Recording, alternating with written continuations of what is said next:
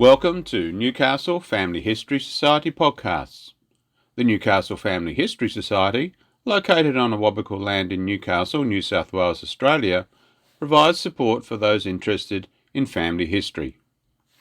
We respectfully advise Aboriginal and Torres Strait Islander peoples that this podcast contains the names of deceased Aboriginal persons and mention of historical events that may be disturbing.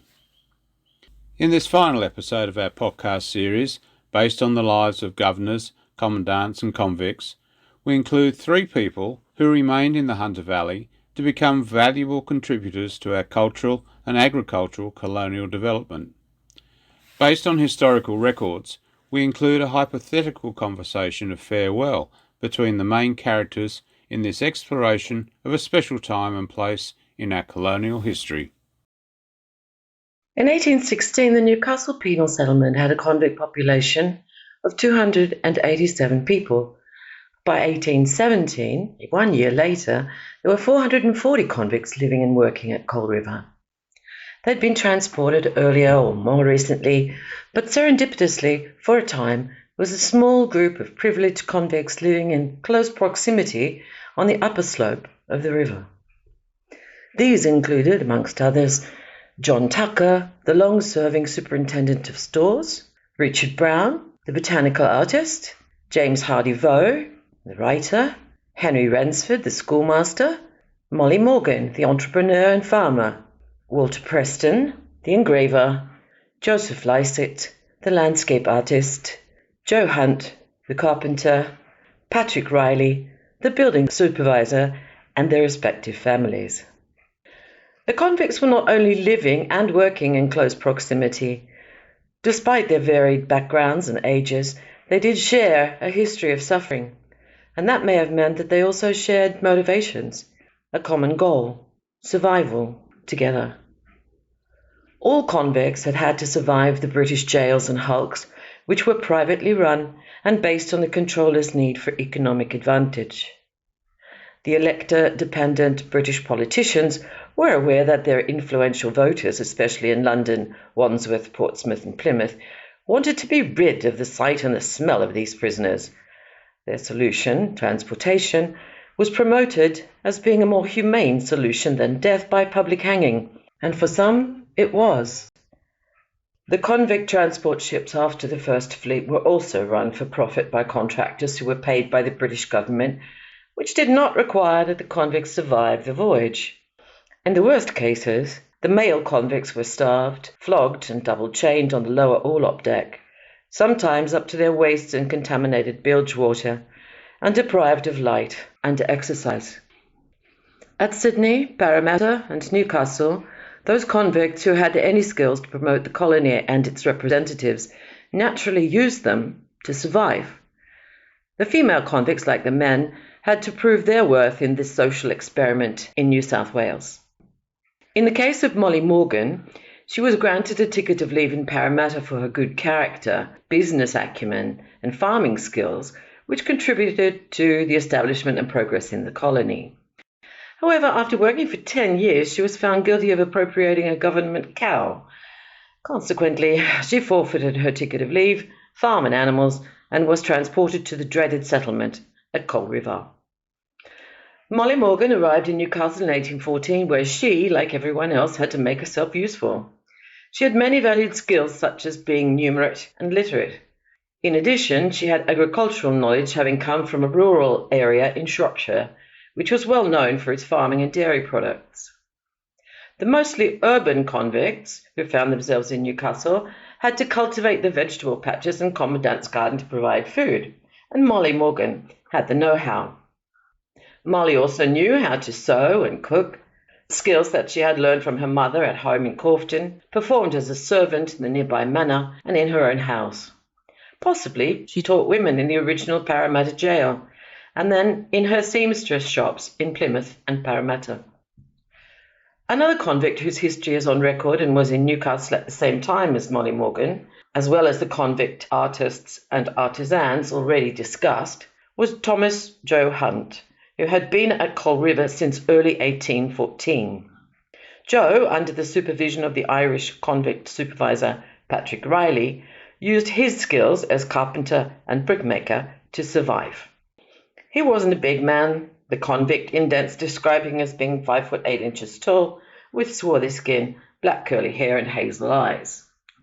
But he was young, only 20 years old, strong, and had a reputation as a tough, having been convicted of highway robbery with violence back in central London. The official records state, "Tried at Old Bailey, London, accused of highway robbery, feloniously making an assault in a certain open place near the King's Highway upon William Green on the 16th of October, putting him in fear and taking from his person and against his will a watch valued £2, a steel chain valued 1 shilling, a steel seal valued 1 shilling, a steel chain valued 3d, and a watch key valued 3d, his property." He was found guilty and sentenced to death. However, the sentence was commuted to transportation for life. His nickname, Joe the Marine, was the nom de guerre that he went by beginning in the early days in his gang of 4 who robbed and assaulted people in the dangerous city streets around the Fleet prison, and by which he had been identified. During his trial, the witness, Susanna Green, who was the wife of the man he had assaulted and robbed this time, stated, "They used to call him Joe the Marine. I never knew him by any other name until now. I had known him 12 months before. I had served him with goods. I sell oysters by the side of Fleet Market when I'm not out at work. I saw him on the 11th of November. I spoke to him about my husband's watch. He said he had not got it. He smacked my face and ran up Eagle and Child Alley into Shoe Lane and made his escape." Mr. Green, in his evidence, stated, "The 4 men came to me, one stood before me and one on each side, and when I turned myself round, the prisoner," referring to Joe, "knocked me down and I felt my watch come out my pocket." The judge then said, "Now you tell me the prisoner was the man that knocked you down." "Yes, I had seen him many times before. I turned myself round, I had an opportunity of seeing him before I was down on the ground." Were you very much hurt with the blow?" "With the blow and with the fall." According to the trial records of Old Bailey, earlier on the same day, Joe was accused of physically assaulting a woman whom he suspected of having Mr. Green's watch and pawning it. As the woman did not appear in court as a witness to this complaint, the charge was dropped. Would the judge and jury have forgotten this accusation in his sentencing for the crime against Mr. and Mrs. Green at Fleet Market? Joe had his shady past, like everyone in the colony, and as they all did, he made himself useful to his friends. During the day, the group of privileged convicts, which now included Molly Morgan and Joe, were to be found working in the soldiers' barracks, huts, the commandant's garden, the communal vegetable patch, in workshops, in the government storehouse, the church, or the school.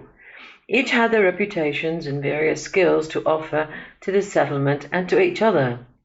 Some commandants, and especially Governor Macquarie, seemed to believe that the carrot, as well as the stick, were necessary if the colony was to survive and become self-sufficient and thrive. The convicts were required to continue their various projects for the commandants, of course, but in general their afternoons were free. Constant hardship and torture were no longer their daily lot. Commandants and governors arrived and departed, the settlement expanded and changed, and our original group of jailbirds includes 2 or 3 more convicts of special use. They must have had their private meetings in their relatively free time in this jail without walls at Coal River. Imagine, if you will, such a meeting of the old lags. There's Dick Brown, Walter Preston, James Howard Evo, and Joseph Lycett, sharing tobacco and probably some beer and brandy at the end of the row of convict huts on the riverbank at Newcastle.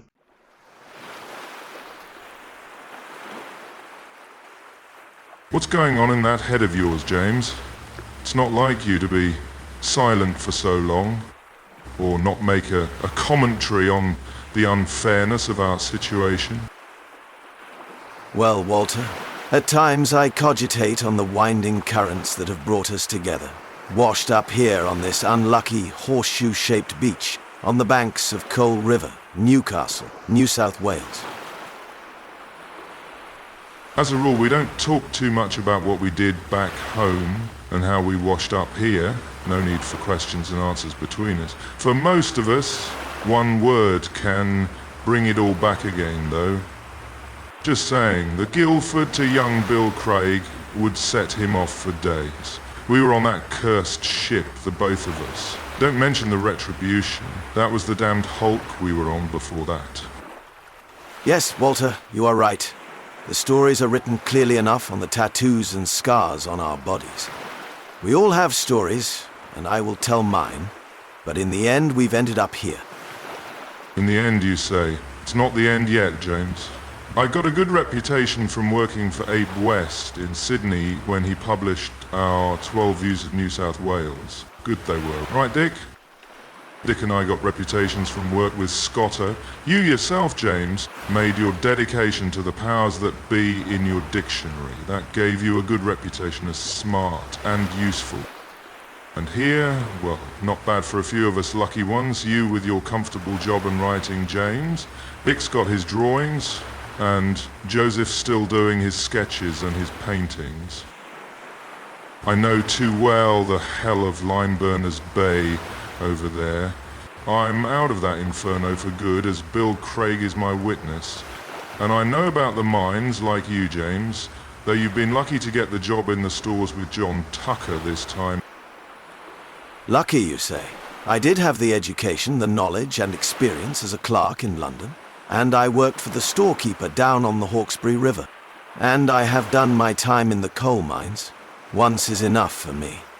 I'll find a way to continue my memoirs for as long as they serve to protect me. I've got 2 huts of my own now, and the lovely Frances to keep me happy here. She might even cure me of my roving ways. And you, Dick? I have a mind to stay here just to see if she does that, James. You might as well marry her. I've got my own family now, so I hope to watch and draw the people here, their faces, their dances, the way they live. And I never tire of these flowers and animals and birds that no one back there has ever seen. I only hope this country will stay like this forever. And that we'll always have a Burgon, a Benelong or a Bungaree to help us understand how these men and women have lived here and survived for so long. But that depends on the commandants. They are a fickle bunch. We all know what Captain Wallace did at that massacre before he came here. And the almighty Macquarie. So, Dick, you too are hoping for a miracle. For me to marry and you to just forage and draw and return to Sydney. Me, I'm getting away from here and I won't be returning to these secluded shores. Perhaps we'll get to Dublin, where my girl is from. James Hardivo, for one, is still flash and up for adventure. Joseph, you haven't said what you've seen in those noisy dreams of yours. It's only you and me these days, but our hut is still very small, my old chum. Well, we've known each other for a time, lads. Both here in Newcastle and in Sydney, and some of us on the hulks and coming out here in the bowels of the ships, no matter which one. So, I have my wife and daughter. I long to see them again. I think I can get some protection from the powers that be in Sydney. Ep5 might help. He sent some of our work to London. We'll pay for our passage back home when my time is up and see if I can make a better living with my little family. At least the beer is better back there. Though Abe the brewer does what he can in Sydney. I tell you what my dreams are about, Wall. A pint or 2 of black grouse stout and a pint or 3 of hoppy bitter. Do right, Joe. I'll die a happy man if I never have to eat kangaroo stew or salty rancid mutton again. Although, Sydney won't be much better. Mind you, thanks to James and John Tucker in the stores, we were lucky to get any meat at all in this place. Patrick Riley does what he can with the liquor, but you still have to go a very long way for a good brew. I wish Commandant Wallace hadn't started the building work at our old spot on the rocks and moved us on. We've lost our view of the little knobby island Our local friends call it Waibagamba. They have a story about a big kangaroo who lives there under the rocks. Sometimes he slams his tail and everything falls down. But we don't know when. Let's hope it's when we've gone. There's more and more sand here now they've channeled the waters, so that's all right for us. But before, we didn't have to watch and smell the smoke from the lime kilns, nor hear the noise of our poor chums smashing rocks for the breakwater. I sense that here in Newcastle things are changing. Commandant Wallace treated us relatively well with the help of his good friend Berrigan and some of the others. But the men and women who now come to the valley from Sydney, Parramatta and the Hawkesbury have told us what is happening down there. It is a bloody war, and it will soon be here. And soon they'll have a road from there to here. Some chums have followed the tracks away from here, and the explorers and surveyors are using the trackers from the other tribes to find their way. Molly Henry and I read about what is happening in the colony, thanks to the Commandant's Sydney Gazette. Soon they'll have more magistrates and ministers, and only want free settlers. Free means paying and grabbing land they haven't even seen, don't know how to find, and don't know how to use. And these settlers will be none too happy if us convicts get there first on the best land on the rivers and up the valley. You read only what they want you to know, but even so I understand that the events transpiring in other outposts will, sooner rather than later, happen here at this settlement. And further up Hunter's River if we spread out. The more of us come, the angrier they'll get. I can tell you too, chums, our naked brethren are getting fed up with our antics. What happened under Commandant Wallace down in Appin and Aids is no secret. Neither are the earlier times, when Governor Phillip and the others demanded the stringing up of 10 of them for the farming couple who were killed on their raids, or on the attacks on the Hawkesbury. These people know they can't trespass on each other's territory, but they can warn each other about what's happening up and down the coast. They know that we ghost people are not going away. Just look out there at how many boats are in Cole Harbour. This view where we're sitting now shows us the changes that the breakwater has already made to the river and tides. Wallace started his building of the rocky barrier from our old spot looking over at Nubby's Island because of too many shipwrecks, not safe enough for the ships, not enough money being made, and not good enough for new arrivals. How many have slipped into the sea at the base of the cliff? Most of the chums don't even know how to swim, and we've all seen those hungry sharks. Being here on this small beach changes your perspective in more ways than one. And we don't know what changes each commandant will bring. Some need us, some don't. I think you're right, James. Each of us has to make our own plans, then call us lucky if you will. The colony is changing. The locals have to move further from these lands or fight. Most of them still help us, but for how long? There's only so much that beer and tobacco can do to hold them. Friendships with us have ended in disaster for some, and they know it. They travel along their own well-worn tracks. Depending on the seasons, they have their meetings and connections with other groups. They tell their stories in many ways, be it warning smoke about arriving ships, or knowledge from the ones who collaborate with us. It doesn't look too good for any of us. I wonder if our paintings will be saved and show what it was like to be here for us and them before the big change, if it is coming. We British have always had artists, collectors and writers on the ships of exploration and warfare. I believe they will publish the authorized manuscripts and diaries of governors, commandants, explorers, scientists and settlers. They want to leave their version of events for their own greater glory. That's what they need us for. Well, I'd say we will soon be going our separate ways from this hellhole. But meanwhile, as the old saying goes, birds of a feather flock together. I believe there is a last line in your old saying, Richard. If I remember correctly, and I usually do, the saying goes, birds of a feather flock together, until the cat comes. There is indeed change in the wind. Time passed, even here. At Coal River, the convict population in 1819 was 792. By 1821, there were 1,051 convicts here. Our birds of a feather went their separate ways to meet their fates, which included success, suicide, freedom, and even retransportation. In our colonial history, commandants and governors were appointed. There were drownings on the Hunter River, floods, shipwrecks, land grants, and celebrations of marriages.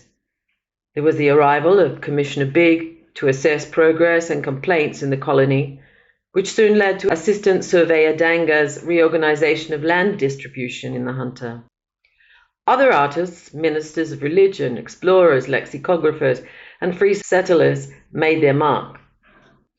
There was a more reliable overland connection between Sydney, Parramatta, over the Blue Mountains, and to the settlements at the Hawkesbury and Coal River.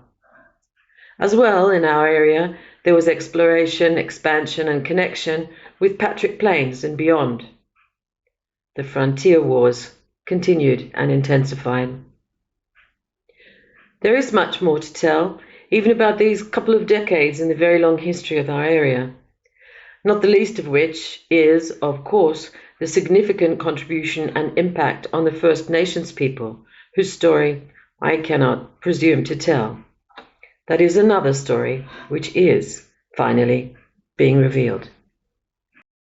We hope you've enjoyed this series of Birds of a Feather, and thanks to Narelle Austen for taking us on a fascinating journey imagining the lives of those who lived and breathed Coal River.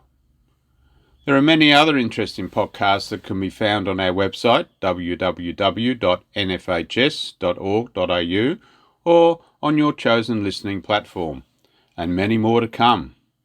So don't forget to follow us and stay tuned to Newcastle Family History Society podcasts.